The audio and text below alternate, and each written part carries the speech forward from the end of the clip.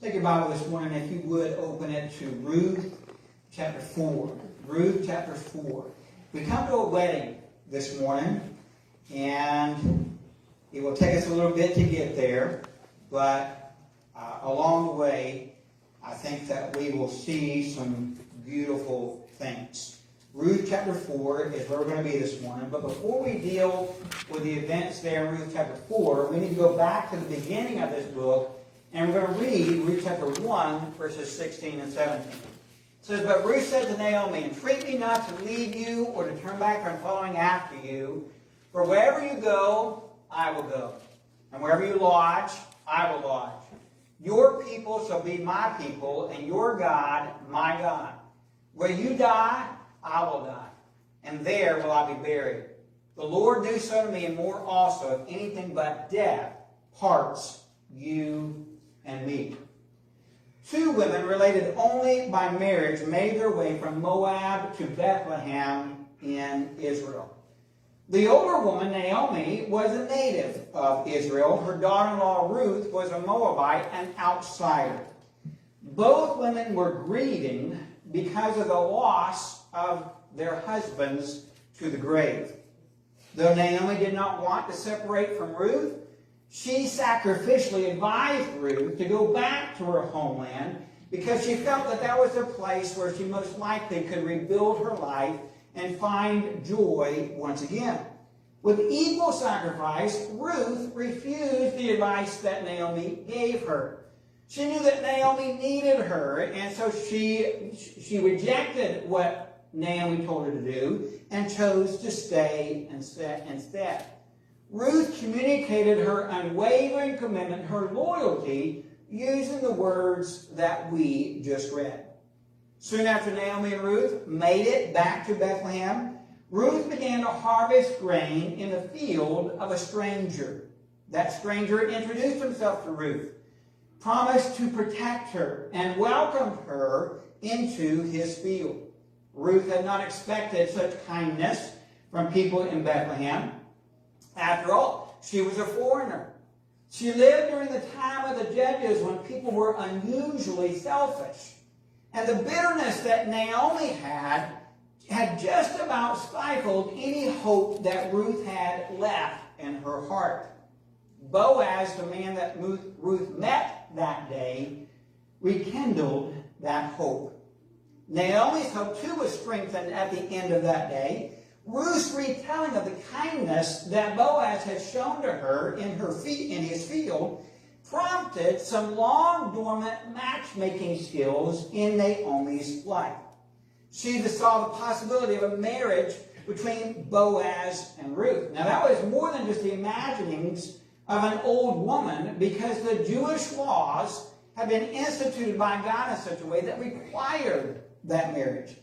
In Israel, if a married man died without producing a child, the deceased man's closest male relative was supposed to marry his widow, pay her debts, buy back or redeem any land that she had sold, and produce a son through her to carry on the dead man's name. Now, last week, when I explained that law called levirate marriage, there was some nervous laughter in the congregation, especially from Jeff and Bill back there. Although there might have been some others that created some feelings inside them as well. And I imagine that there was more prayer that went up for the guy's male relatives in this church this week, that they would remain healthy in a perpetual basis. Nobody probably thinks very highly about the prospect of having to marry their sister-in-law or any female in-law. That's not just something that people normally look forward to.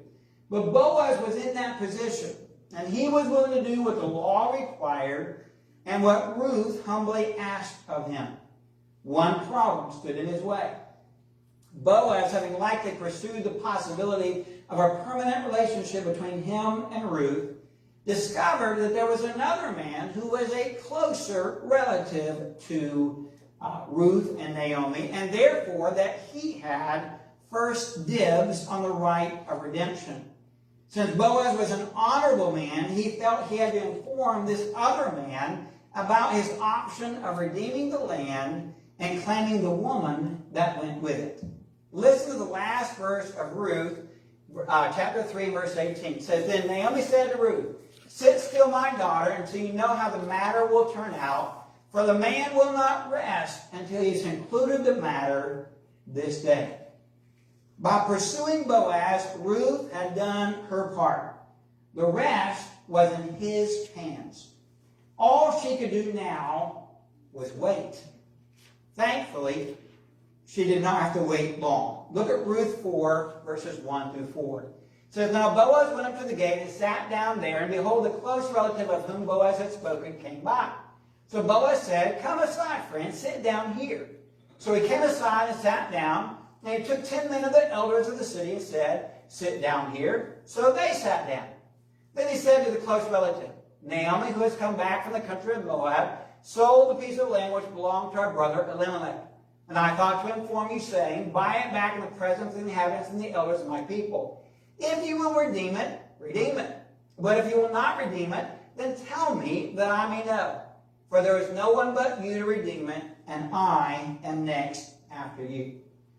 For the last 3 weeks, we have learned from Ruth's story, her loyalty, the kindness that she showed and that Boaz showed to her in return, and the pursuit which Ruth hoped would result in her marriage. We come today to the final chapter in Ruth's story, at least the last recorded chapter. It would be inaccurate to think of the book of Ruth as Ruth's biography. A biography usually starts with the character's birth, tells something about their life, their accomplishments, their struggles and everything, and ends with that person's death. You will find neither of those bookends for Ruth in this book. Her birth is not recorded, her death is not recorded. Though the book is intricately detailed in the description of certain events in Ruth's life, it only really covers a little over a year of her life. Think of it, instead of thinking of it as her biography, think of it as her contribution, the fulfillment of her role in history, her purpose for being here. As I told you, her story ends well. When we get to the end of this chapter today, you will walk away with a very satisfied feeling. Those of you who like to read novels, you know what it is to read the last paragraph and either close the book gently or slam it down. And have you been there and done that kind of thing? For sure. You know what that's like. Well, this will be one of those ones where you go, and you will walk away with a very satisfied feeling. Although, as I told you at the beginning of our journey, as walking through this book is not about our entertainment or our information. It is about our transformation. Those of you who love to read know the dual effect of reading a novel.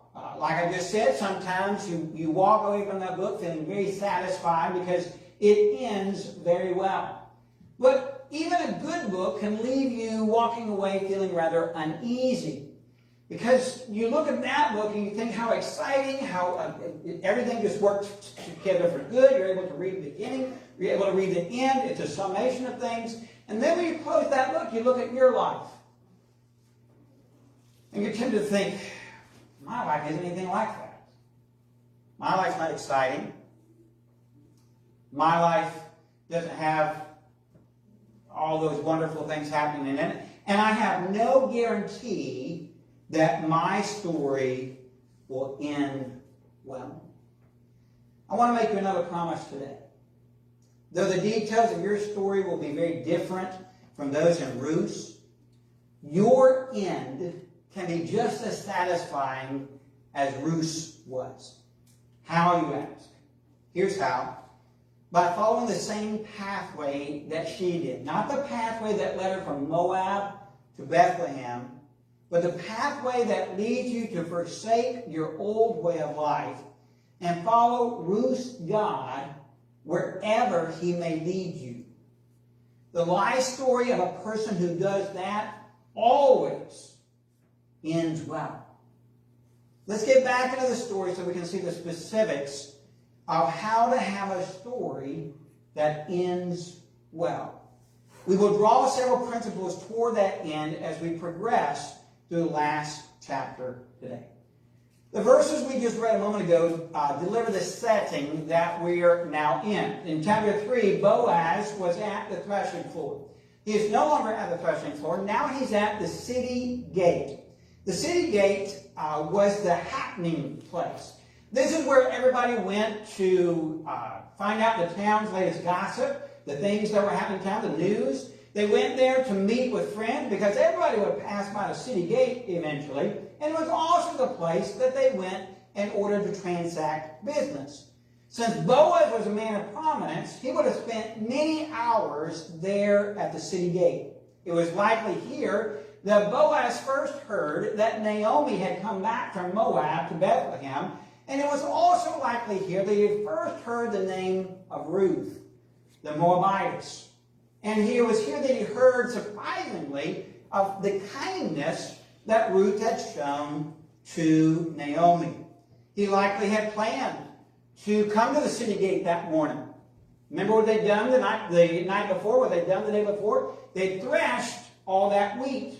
What are you going to do with that wheat? Some of you are going to say for yourself. Some of it you're going to sell. And that would be the place that they would do that. So there at the city gate is probably where Boaz had planned to be that morning anyway. He still went, but he went with a very different purpose. And he went there to do a very different transaction. So, as Boaz said to her that morning, he watched for the man who had a prior claim on Naomi's land and Ruth's hand. We read the word behold in this passage in verse 1. That would seem to give significance to the fact that quite possibly that guy, there was something unusual going on, and it's likely that that guy came by a lot quicker than Boaz had anticipated. It's almost as if this meeting was orchestrated by an outside force. Hint, hint.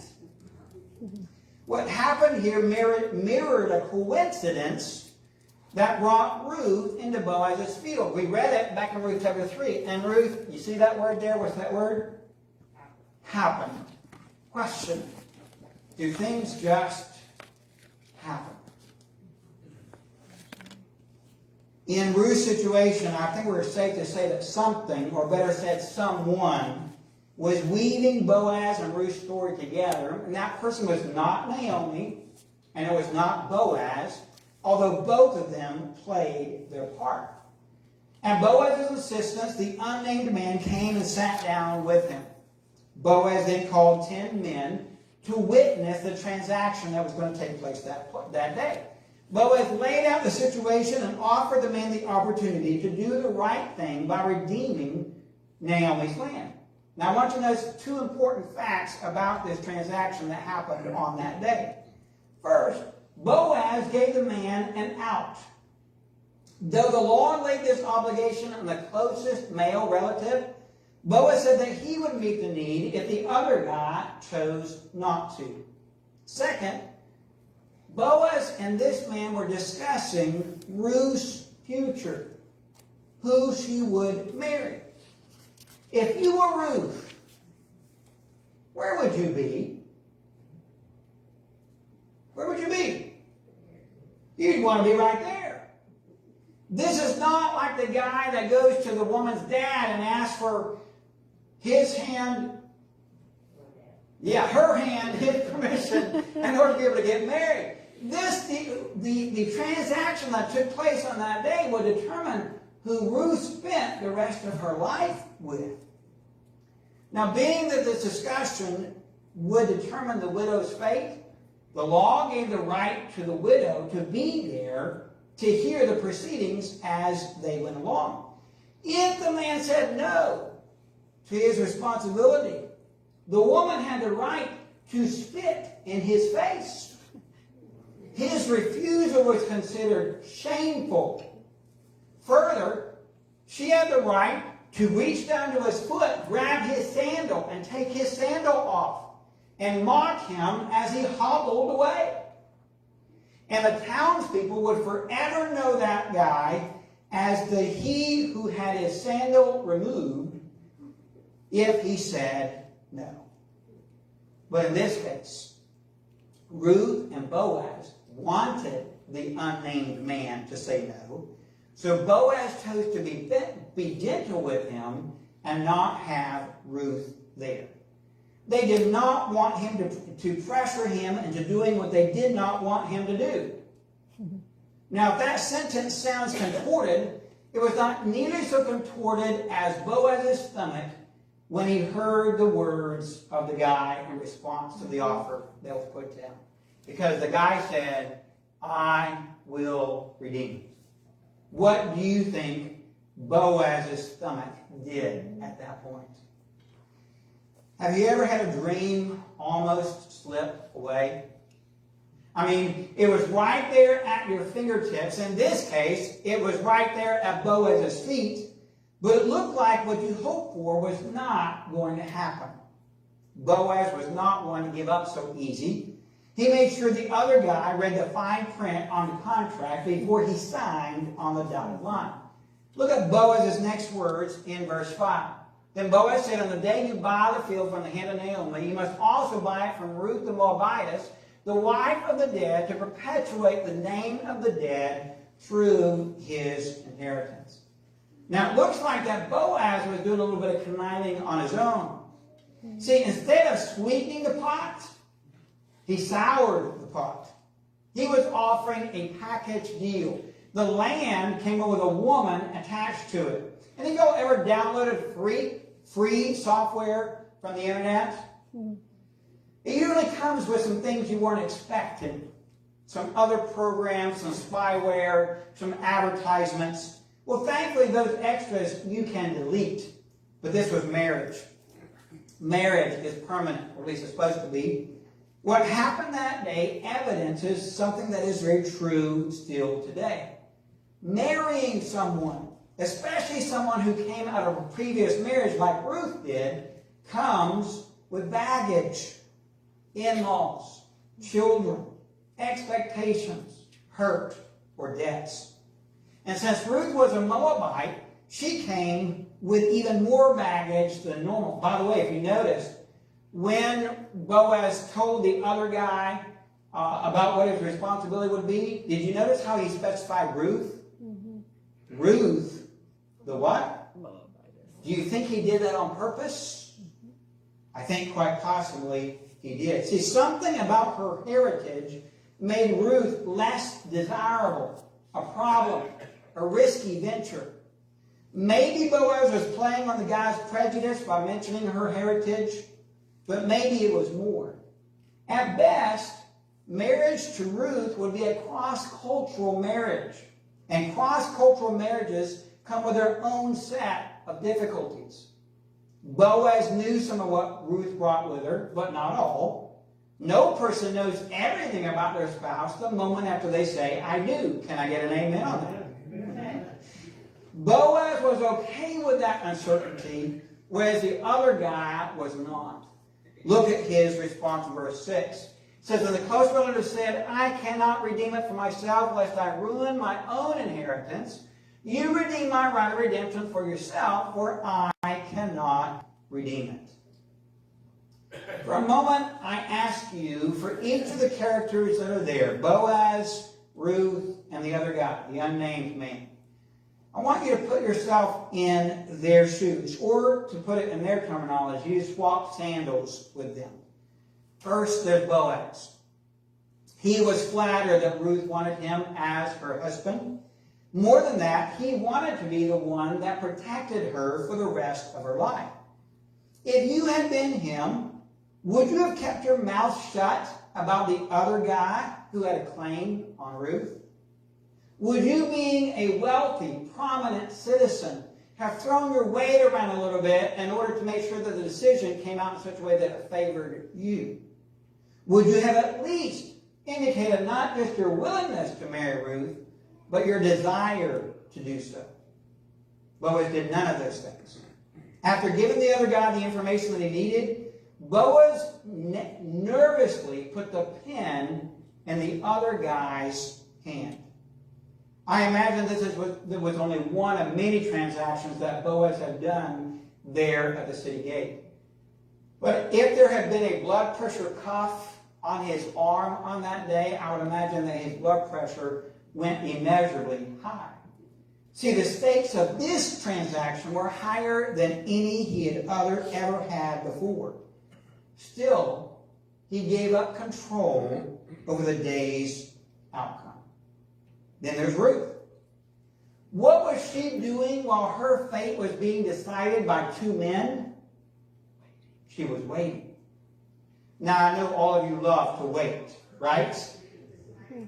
Yeah.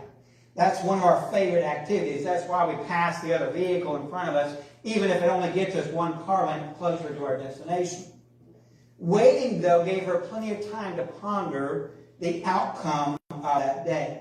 What if the other guy said yes to her proposal? She did not know that he would have been a bad husband. She just knew that in that case, it would not be Boaz who was her husband. Things might have been better. They might have been worse. She just didn't know. Still, she gave up control over the day's outcome. Our final recipient was the unnamed man. We know very little about him. He knew very little about Ruth, except for the fact that he knew that she was a Moabite. Redeeming the land was going to be costly, plus now having to take care of not only Naomi, but having to take care of Ruth was going to add to that cost. And so those facts were enough for him to refuse the opportunity that was put before him. He, unlike the other two participants, decided to maintain control over the day's outcome. He preferred to write his own story. You know me, that as I'm going through a passage and everything, I start to meditate on what's going on, and I ask myself questions, and I put those questions to you. What happened to that man after that day? That's right. We have no idea. His life from that point on could have gone very well. It could have gone very badly. We just don't know. And that leads me to the first principle that I want to share with you today. And it is this. If you want your story to end well, you must give the pen to someone else. If you want your story to end well, then you must give up control to God over how your story goes. That is difficult. Very difficult for most of us. Few of us are the happy-go-lucky kind of people that regardless of what comes, whether it be negative or positive, that we respond equally in each of those situations. Most of you, like me, are control freaks. Anybody like that? You want to be in control of, oh, I'm the only one. Yeah, whatever.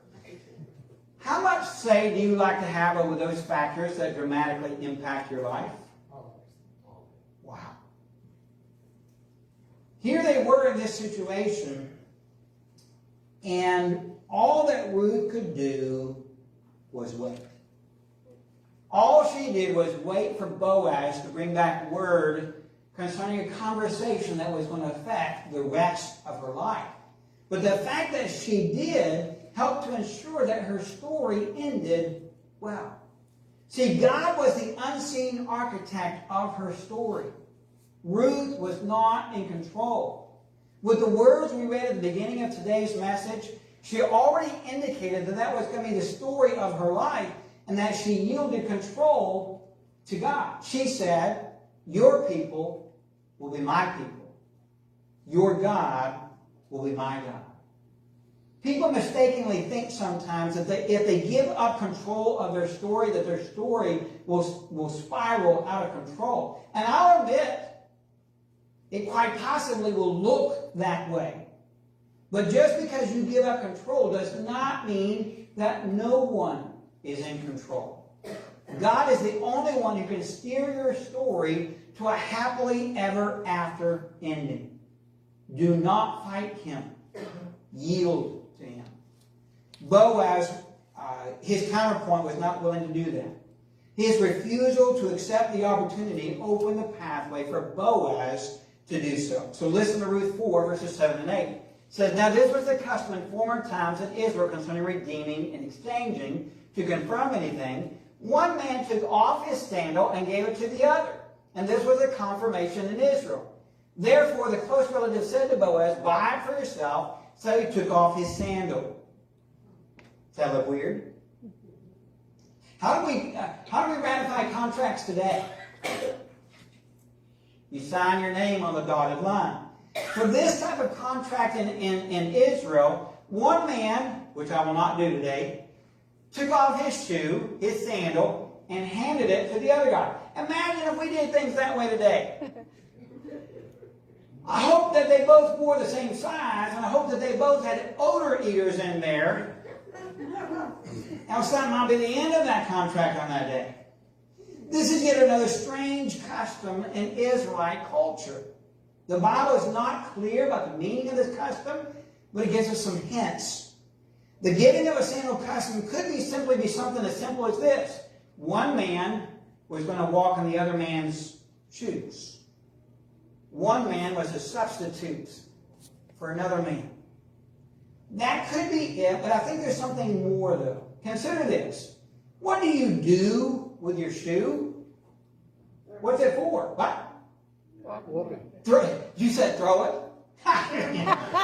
I'll throw it. Well, if it's a bad shoe, for sure, definitely. But if we've got good shoes on, then we use it to walk. We cushion our feet. And everywhere that we walk, especially if the ground is soft enough for it to happen, where we walk, we leave an imprint. Now, you don't want to leave an imprint when you're walking on land that's not yours and you don't have permission to go onto. If there's a no trespassing sign there, then that restricts the places that your shoes are allowed to go. Before Israel became a nation, God came to Abraham and said, Abraham, the land of Canaan has 0 no trespassing signs for you. You know what he told Abraham to do? He told him, walk the country. Walk up the country. Walk down the country. And guess what? Everywhere you place your foot belongs to you. So here it is in this situation. To Abraham, he says, hey, when you put your foot down on something, it means that you own it, or at least that you have permission to walk there. And so for one person to give his sandal to the other, it's as if that other guy was saying, this unnamed man, that he gave up his rights to walk on Naomi's land as his own, and he gave up his right to treat Ruth as his wife. Boaz relieved the man of his duties, and Boaz was relieved to hear what the man had to say. I can hear the joy and confidence in Boaz's voice as he declared the result of the transaction. Look at verses 9 to 11. And Boaz said to the elders and all the people, you are witnesses this day that I have bought all that was Elimelech's, and all that was Chilion's and Mahlon's from the hand of Naomi. Moreover, Ruth the Moabitess, the widow of Mahlon, I have acquired as my wife, to perpetuate the name of the dead to his inheritance, that the name of the dead may not be cut off from among his brethren and from his position at the gate. You are witnesses this day, and all the people who were at the gate. And the elders said, we are witnesses. The names were important to the Jewish people. So important that they followed this crazy levirate marriage law. Twice in these verses, Boaz said that the reason he was marrying Ruth was to raise up a descendant who would carry on Mahlon's family name. To have a name fall out of the records into oblivion would be as if that person or that family never existed. The prominence of names in this story evidences their significance. Look at all the names mentioned in these two verses. Elimelech, Chilion, Mahlon, Naomi, Ruth, and Boaz. And as we walk our way through the book of Ruth, we've seen how the meaning of these names adds so much to the significance of their roles. It enhances the roles that they play. Some characters were more significant than others, more crucial to the moving on of the story. For example, Naomi's sons, had an insignificant part. They showed up in the prologue, but they had no lines. Their only responsibility in Ruth's story was to marry 2 Moabite women and then to die. But we know their names, Mahlon and Chilion. And yet, we come to this guy. The guy who sat there with Boaz at the city gate. The guy who's at the climax of this story. The point at which the whole story hinges on. The point, his decision on that day determines how the story ends. And yet we don't know his name. Why? Was this an accidental omission, an oversight? No. The Holy Spirit inspired the record to be written that way. If this were a movie and the credits were rolling, you know who this guy would be known as? Man number 1. So what's the key? Why is this guy anonymous? Let me suggest this to you. Just as the translation of the characters' names enhanced their role in the story, so the absence of this man's name, the other potential suitor, clarified his role. His choice that day to reject Ruth as his wife was the choice that marked him as insignificant for the rest of his life. Did you catch the reasoning that he gave for why he could not take Ruth as his wife? He didn't say, well, I'm married already. He didn't say. The reasoning that he gave was that marrying Ruth would endanger his inheritance. We do not know how, and we do not know, and he did not know that would happen for sure. But it was enough of a possibility that he was not willing to risk the danger. What he said leads me to another possibility. If Ruth potentially endangered the unnamed guy's inheritance, it seems logical to conclude that marrying Ruth would have put Boaz in jeopardy as well. Why was Boaz willing to do what the other guy was not? Because to Boaz, Ruth was worth the risk. He would have sacrificed everything to get her. Now the townspeople knew the risk that Boaz was taking. They attempted to mitigate that risk by pronouncing a blessing. We find it in verses 11 and 12. We're going to look at that in detail here in just a second. But before we do, I want us to see just one phrase of that. And they said, and may you, speaking to Boaz, may you prosper in Ephrathah and be famous in Bethlehem.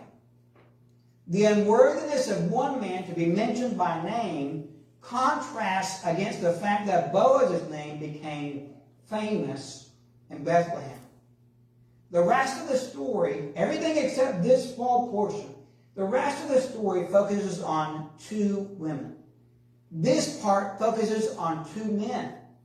One whose name became famous in Bethlehem and is recorded for all eternity. The other who walked off into anonymity and oblivion.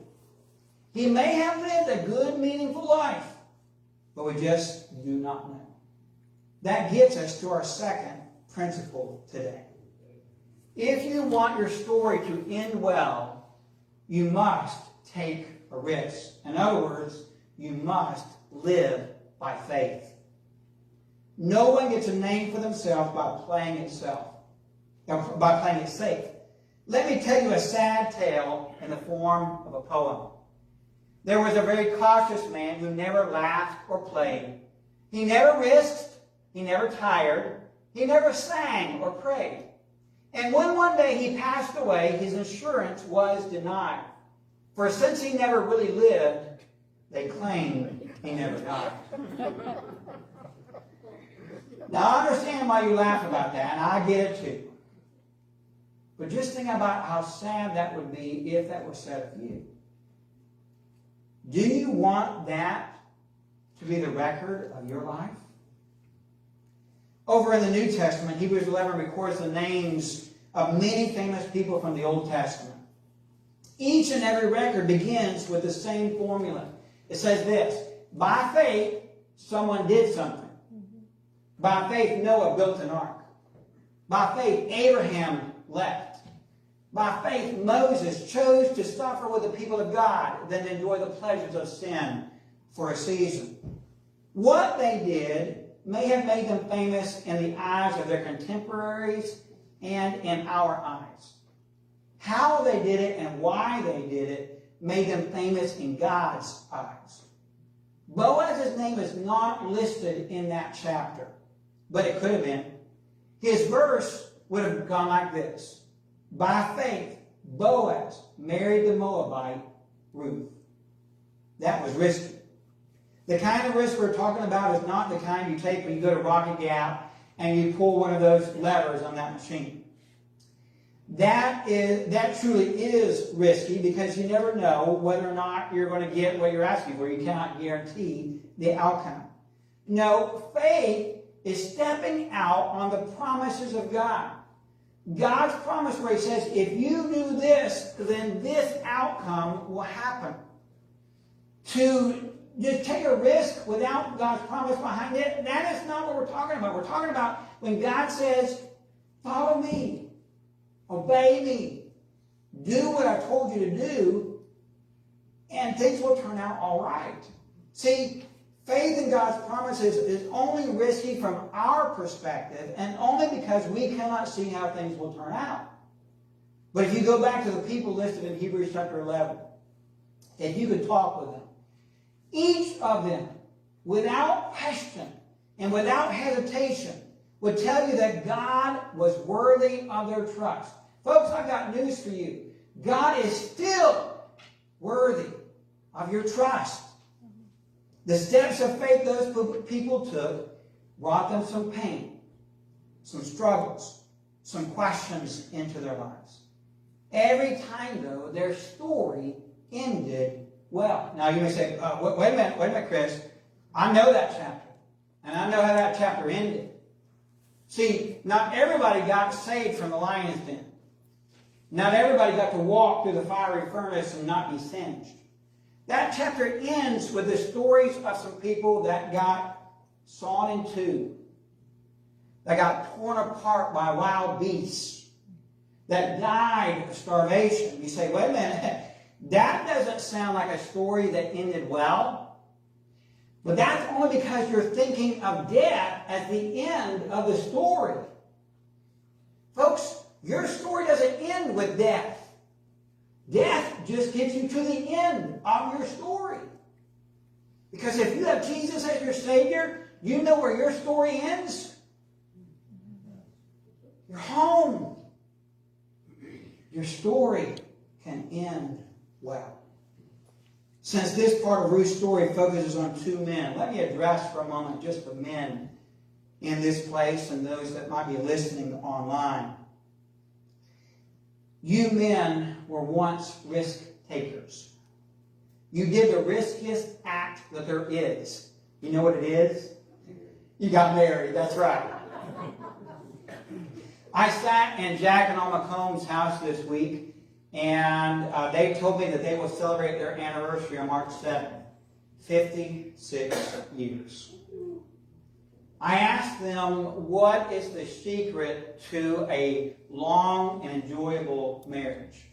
Alma said this. She said, be prepared to give more than you receive.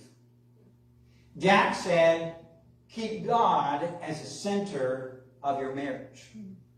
Both of those sound like very good advice. And I would, if you know Jack and Alma, they look forward to be back with us in the days ahead. But if you know them, I would say that Jack, the risk that he took in marrying Alma paid off in a big way. And I hope that each of you guys in here can testify to the same thing, that the risk that you took in marrying that bride paid off many years ago, and has benefited you over the years that have gone along. But somewhere along the way, men, you got comfortable and maybe a little nervous about taking risks. Guys, it's time for us, once again, to take some risks, to step out on faith for our families, our church, and our God. See, they are worthy of us taking some risks for them. And God has promised success to all those who believe His promises enough to step out on faith. By faith, the town leaders blessed Boaz and Ruth's marriage with these words found in the second half of verse 11 and verse 12. Go on to the next slide here, if you would, Jim. It says, "The Lord make the woman who is coming to your house like Rachel and Leah, the two who built the house of Israel. May you prosper in Ephrathah and be famous in Bethlehem. May your house be like the house of Perez, whom Tamar bore to Judah, because of the offspring which the Lord will give you from this young woman."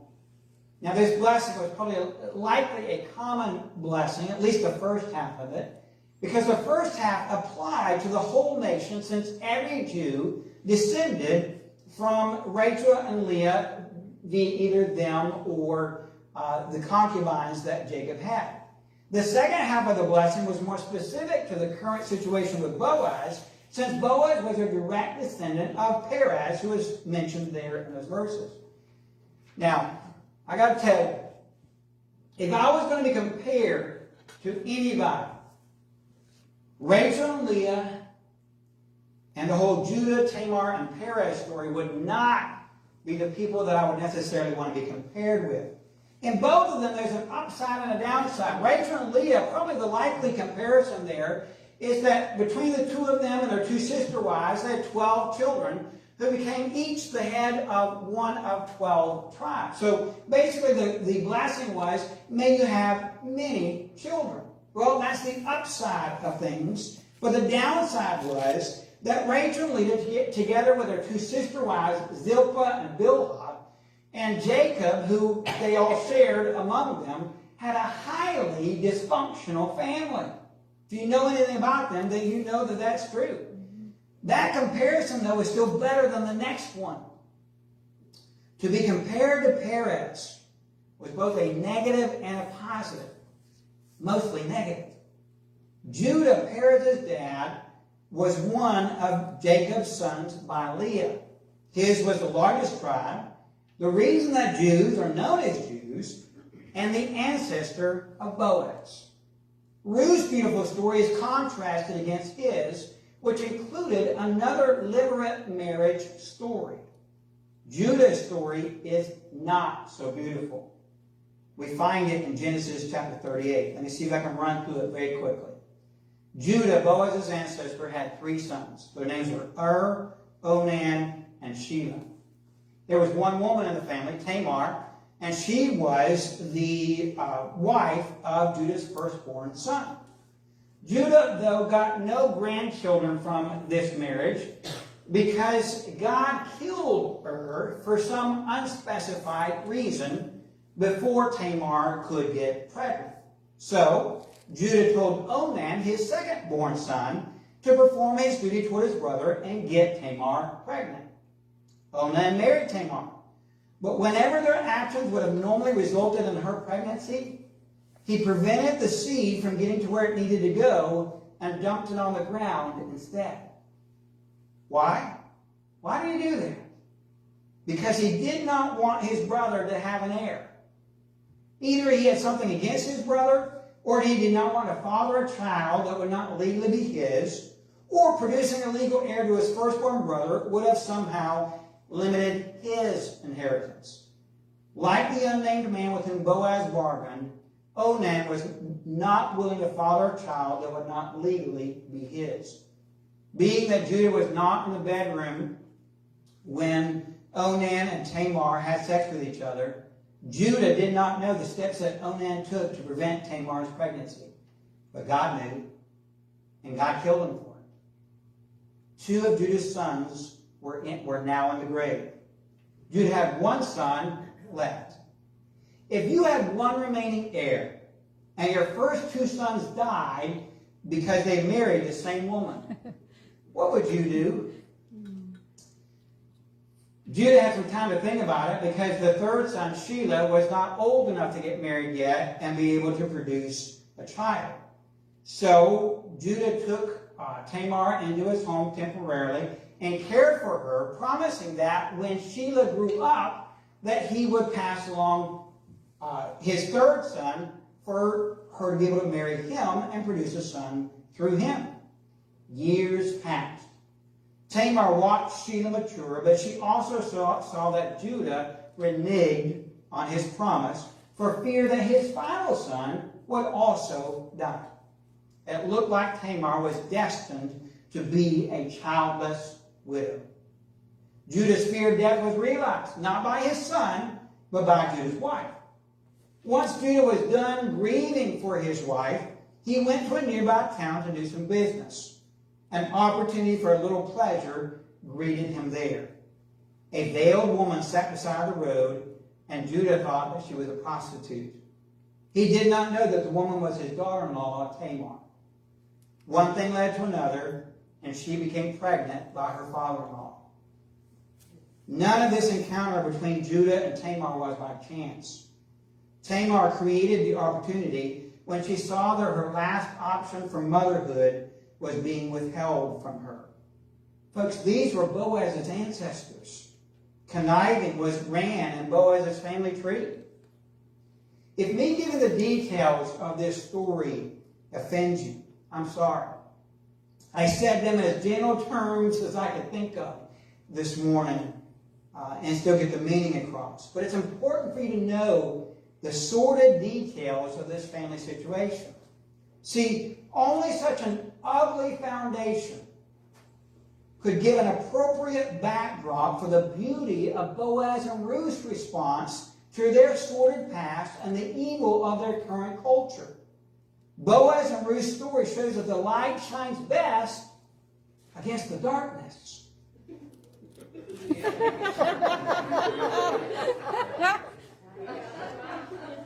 Let me finish Judah and Tamar's story so we can get back to Ruth and Boaz's story here today. The circumstances that led to Tamar's pregnancy were sinful and repugnant. Few would disagree with that. However, the birth produced a blessing, an immediate one and a perpetual one. Tamar produced twin boys. The moment of her delivery was highly unusual, though.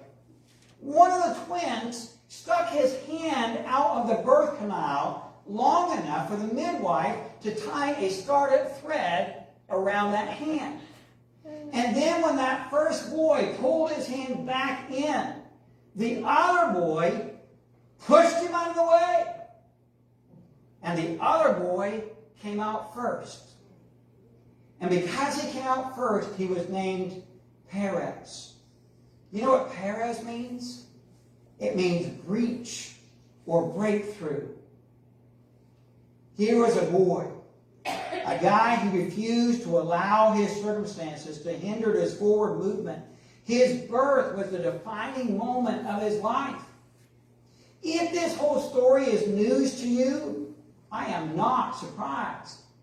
See, you may be shocked that the Bible includes stories like this about its heroes, but the fact that it does helps to prove the truthfulness of the Bible, that it tells you all the dirt on all the people that we look up to.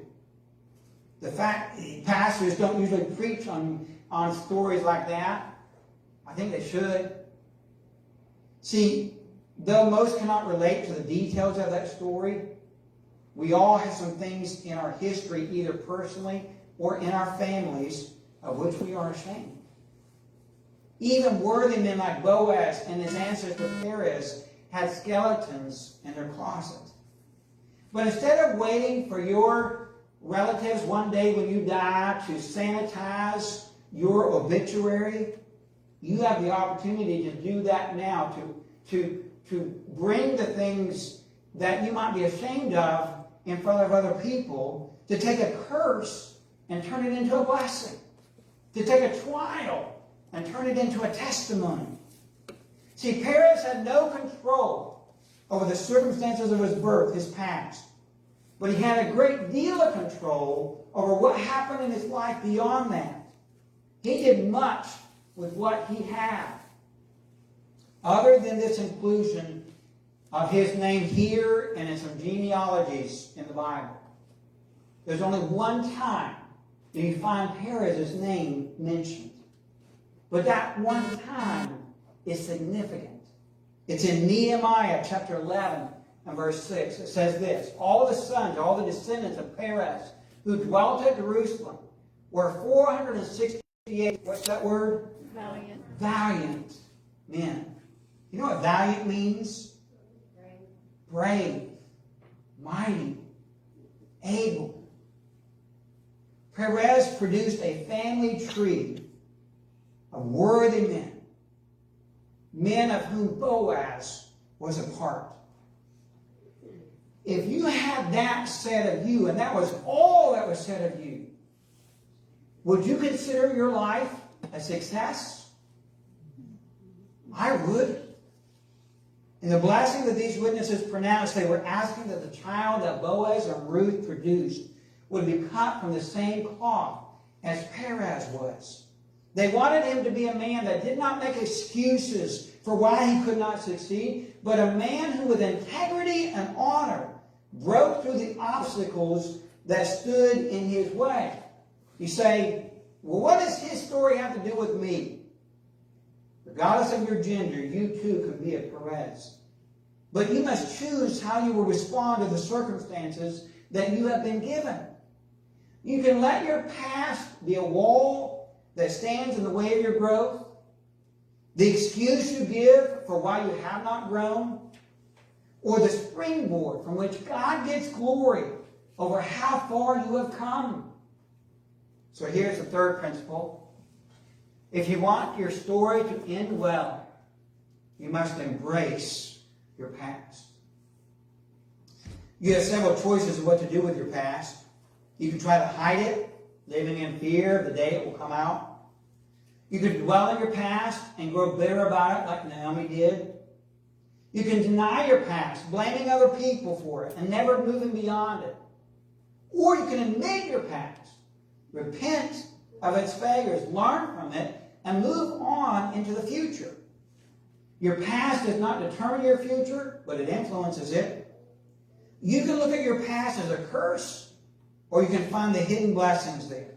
Now, to embrace your past does not mean that you love your past or that you're proud of it. It means that you recognize its role in bringing you to where you are presently, and that you thank God for His mercy and grace in protecting you through all those missteps that you made. To bury your past robs you of the opportunity to give God glory. It takes away your testimony, and it steals your motivation to be thankful for where you presently are.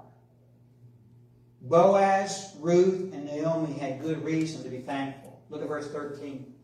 So Boaz took Ruth, and she became his wife. And when he went into her, the Lord gave her conception, and she bore a son. It kind of reminds me of a lot of other weddings. You have 9 months of preparation and 30 minutes of actual wedding. With all the other information that's led up to this point, the author of this book uses only 9 words to describe the actual wedding on that day. It seems like the only point of the marriage was to produce a son. Maybe it was. Look at verses 14 and 15. Then the woman said to Naomi, "Blessed be the Lord who has not left you this day without a close relative. And may his name be famous in Israel. May he be to you as a restorer of life and a nourisher of your old age. For your daughter-in-law who loves you, who is better to you than 7 sons, has borne him." The blessings just keep on coming. Look at verses 16 and 17 of this passage. And Naomi took the child and laid him on her bosom and became a nurse to him. Also the neighbor women gave him a name, saying, "There was a son born to Naomi." And they called his name Obed. I know. You're waiting for what Obed means, aren't you? His name means servant. Someone whose actions help you reach a goal. Now, I must admit, I was a little bit disappointed when I found out what Obed's name means. I was expecting his name to mean something like hope, or praise, or joy, or blessing, or purpose. Obed, servant, sounds kind of anticlimactic, kind of boring. And that's probably how most of us feel about serving.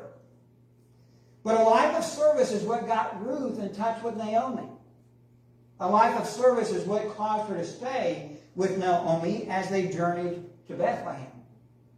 A life of service, otherwise known as sacrifice, is what caused Boaz to notice a strange woman out in his field. Servant was an appropriate name and an appropriate reminder for Naomi's grandson. Do you wonder what life will hold for your children, your grandchildren, and your great-grandchildren? Naomi had to. See, they were still living during the time of the judges, attacked by their enemies, morally corrupt neighbors, never lived with certainty by the future. Better days were coming, but evil would be an ever-present reality. The child that Boaz and Ruth birthed grew up in a corrupt society, just as your children did, and as your grandchildren will. Naomi held Obed in her arms. Naomi once thought her story was over, not knowing that the best chapters of her life lay still in her future. As Naomi held her first grandson, perhaps her only grandson, as she held him close to him, she had to wonder, what will the future hold? What will his story be? She could wonder about that with anxiety, or she could trust that the same God who has faithfully taken care of her through all her dark days would do the same for him. What was in store for his future? She did not know, but we do. Look at verses 18 through 21, the last words of this passage. It says, "Now this is the genealogy of Perez. Perez begot Hezron. Hezron begot Ram. And Ram begot Amminadab. And Amminadab begot Nahshon. And Nahshon begat Salmon. Salmon begot Boaz. And Boaz begat Obed. Obed begot Jesse. And Jesse begot David." Obed would successfully raise a family. He would name his firstborn son Jesse. Jesse would have 8 sons, the last of which was David, who would become Israel's greatest king. The story does not end there. Over in the New Testament, we have the completion of the genealogy in Matthew chapter 1. Boaz begat Obed by Ruth. Obed begot Jesse. Jesse begot David the king. David the king begot Solomon by her who had been the wife of Uriah. Solomon begot, and then there are lots of other names in there. I want to get to the end of it. And Mathan begot Jacob. And Jacob begot Joseph, the husband of Mary, of whom was born Jesus, who is called Christ. That gets us to principle number 4, our final one for today. If you want your story to end well, you must act based on the eternal benefit of your actions rather than the temporal cost. Jesus, the eternal Son of God, the one who died and rose again to pay for your sins and mine, came through Ruth's family line. Was what she went through worth the outcome of her choices? I would say that it was, and I think she would agree. You could summarize Ruth's story with the following biblical quotes. "Weeping may endure for a night, but joy comes in the morning." You know who wrote those words? David, her great-grandson. Here's another one. "Hope deferred makes the heart sick, but when the desire comes, it is a tree of life." Ruth's tree of life was her family tree. And another one of those in her family tree, Solomon, used his wise words to summarize her struggle and her reward. Many years ago, I saw an unusual movie. The title of the movie is Stranger Than Fiction. And it stars Will Ferrell. Some of you may know Will Ferrell. The movie Elf is one of his most famous ones. But this movie that I'm talking about right here is probably one of the only non-funny movies that I've ever seen him in. In it, the movie's narrator is a writer. And she is writing the main character's life as he lives it. Will Ferrell's character gets to hear the author's voice in his head and lives out the unpublished novel that she is writing. He eventually, in the movie, meets the author of his life. And she lets him read her manuscript, which is the record of his life. After reading the last paragraph, which includes how he would die, even though his story will end tragically, he and a well-known book critic both agree. The story ends so perfectly that it cannot end any other way. To change the details of the ending would be to ruin the impact of the story. Will Ferrell's character was willing to sacrifice his life to preserve another life. Further, he sacrificed his life for the good of the story. We today have reached the end of Ruth's story. Did it satisfy you? Knowing how it ends, if you had been its author, would you have changed any of it? Would you have made it such that Elimelech, Mahlon, and Chilion lived? Personally, if it had been up to me, I probably would have left out the famine. Famine creates pain, and it was the cause for the family's departure from Israel. Would you have taken out all the sad parts, the dips, the valleys, the embarrassing family history, the negative heritage, and caused Ruth and Naomi to always live on the mountaintop? If so, then think about the results. Naomi and Ruth would have never met. There would have been no marriage between Ruth and Boaz. There would have been no David. There would have been no Psalms, which is one I've probably for most of you, one of your most beloved books. Jesus would still have come, but it would have come through a different family. I hope you would agree, Ruth's story, though painful, is perfect, just as it is. So what about your story? If you had the power to edit your story, to commune with God, your story's author, what would you have him change? Now, I imagine that you would likely go back and change some simple act that you did or some unwise decision that you made. But what would you have him change about the parts of the story that he alone orchestrated? You would be wise to leave it just the way that it is, warts and all.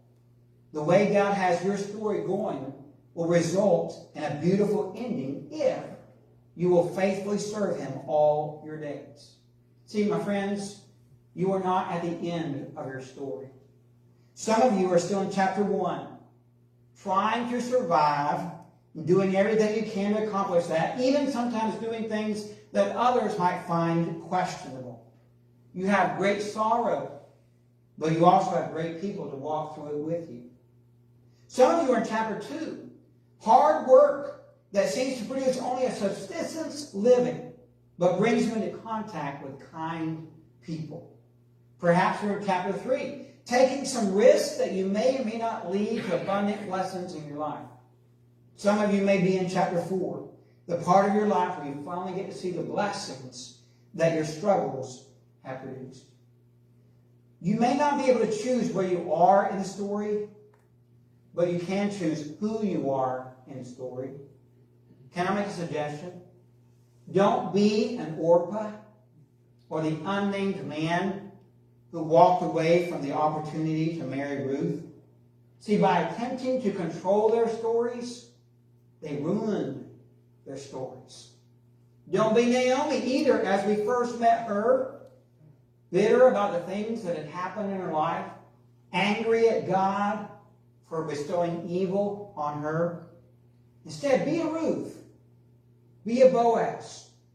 Trust God with your future, even when you cannot see his hand. Obey his strange laws and watch as he makes your story beautiful through all its twists and turns. If we could stand together as we pray together this morning. Father, we come before you today. We thank you so much for your word and your truth that helps us to see, Father, that that you're guiding our story. And that you're taking us through the difficult days, the hard days. And that those hard days serve a purpose. And that if we're willing to follow hard after you, and that if we're willing to serve you and to trust you and to be obedient to you, then we can have the guarantee of a good end to our story. I pray, Father, for the people that are gathered in this room right now. Some of them, their stories are going well from their perspective. For others, they're at one of those major dips in the story.